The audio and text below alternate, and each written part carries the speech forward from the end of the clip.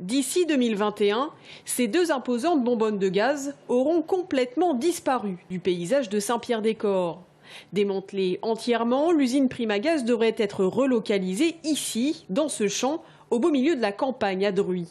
Entre les nuisances qu'apporterait le trafic de 15 camions par jour, la dépréciation éventuelle de la valeur des maisons et la sécurité, certains habitants voient ce déménagement d'un mauvais œil. Bien entendu que Primagaz a une expérience de stockage de gaz depuis de longues années. Seulement, il n'y a pas de risque zéro de leur à eux-mêmes. Et donc une cuve qui explose, c'est une zone non habitable de 300 mètres. Mais en réalité, on s'aperçoit quand il y a des zones d'explosion, et notamment de camions, parce qu'en fait, le danger, il vient encore plus des camions que de la cuve.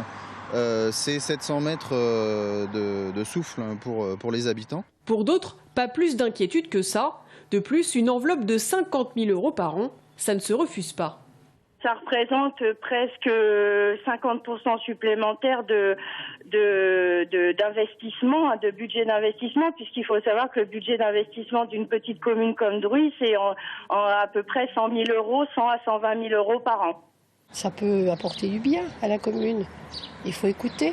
Ça vous inquiète pas, vous n'avez pas peur que si jamais ça pète ou quoi Moi, ça m'inquiète pas du tout. En attendant, le projet est encore à l'étude et une enquête d'utilité publique doit être faite.